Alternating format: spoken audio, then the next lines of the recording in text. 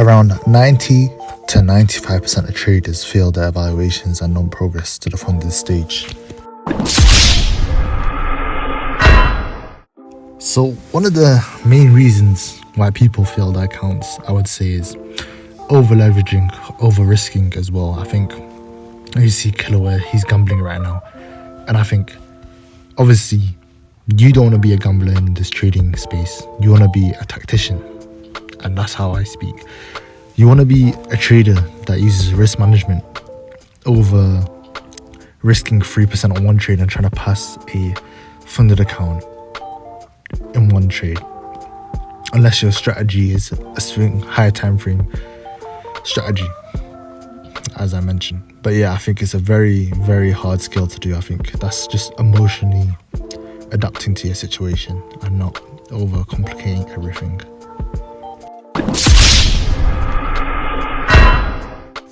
So during the challenge phase, as you see Forfin right now, he's not even got his satisfaction. He's lost everything basically. Obviously, he don't even know what to do. But that's the same for revenge trading.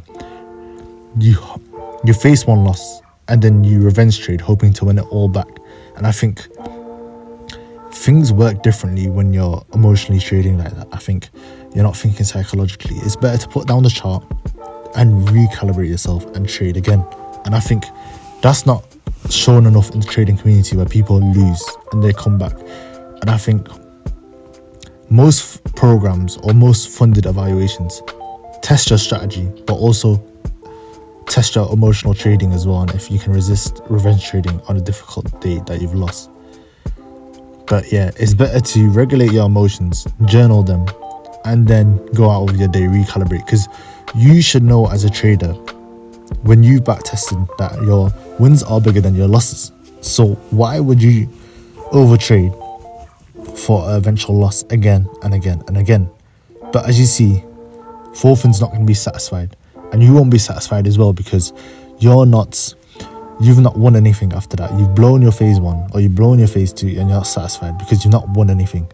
It's better to leave it, come back to it and see it again as the bigger picture. That's when you'll be able to trade in a correct manner, and that's how I think you'll become profitable as well.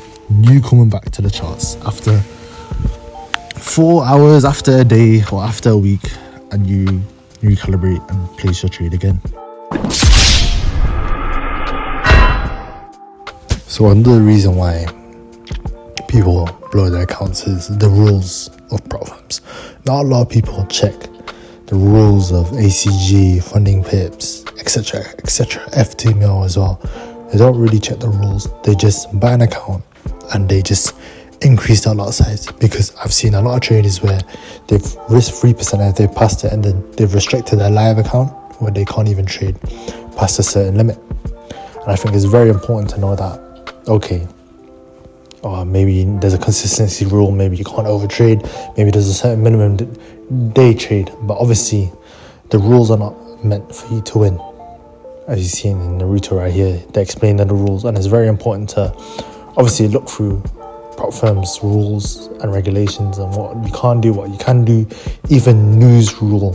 I think a lot of people have been caught out with news rules like you can't trade before 5 minutes, 2 minutes, and they exit out too early maybe as well. And I think another reason is obviously I've seen a lot of people not trade for a month and they've lost the whole account because obviously you've not traded for a month, meaning that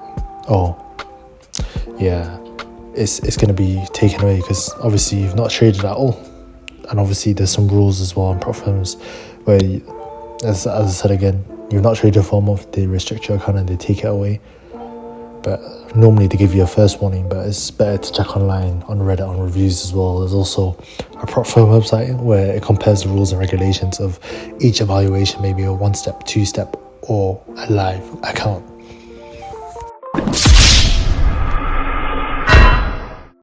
So what I'll be speaking about is how to trade with good risk management, and why one of the reasons is poor risk management as a failure. I think a lot of people over risk a trade.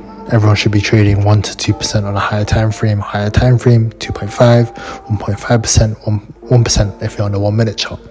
And I think it just varies between traders. But I know that every trader should not be risking 5% a day to over leverage the first part. That's why I always, make it into the first part so it connects. So first part is don't over leverage and control the monster, control the demon. And obviously when you do look at the charts, I think it's just very important to know that it's a good time to trade. I think that's another part as well. And I think a lot of people need to understand let me just trade and just unleash my demons and X, Y, and Z. But I think as long as you control it, as long as you control your trade and your inner force, you'll be okay, and you'll know how to combat everything in a sense. So now you've made it past the first stage, so only 5 to 10% of traders pass the initial evaluation, which is a very small margin compared to the whole area. About maybe millions of people are trading right now because of TAR and many other influences. But yeah, I think it's very important to know that when you've made it this far, it's quite a big achievement. But obviously the job is not finished. Obviously you'll get excited, you'll start rushing accounts, and I think once you've gone to the live stage, I think that's another different mentality and another zone that you have to capture as well. I think a lot of people don't realize that, okay, now I'm at the live stage now, okay, I need to treat this as an actual live, that you're trading evals. Obviously you'll be dropping your risk down to 0.5% or 1% if you're on the higher time frame.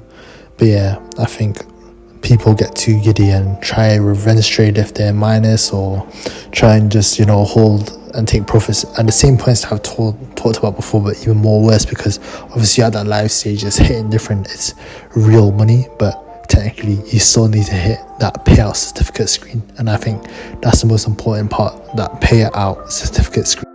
So the percentage of traders who consistently receive payouts is closer to 1 to 2%. So now this is the final stage where obviously this is the end all be all, and I think once you get 1-2 payouts, then it's about consistency and making sure you're consistently winning throughout the month. And obviously it's about, if you're minus in drawdown, bringing it back up and gradually small consistent wins rather than a big win, unless obviously it's a part of your strategy. But that's how I do it. I take it on with gradual scalings, and obviously winning or losing one big trade in a week rather than let me just place out on one big trade and not scaling, because obviously you're starting a trade and you're gonna scale in throughout the week and obviously get that high RR throughout the week. So I don't think you should be that worried. I think trading is a very accurate skill that you have to take on, and I think it's a skill that not many can possess, because obviously 1 to 2% people get payouts, and that's a very small margin, but it's very possible. Only the people that don't have good psychology actually lose the trade, and I think that matters a lot.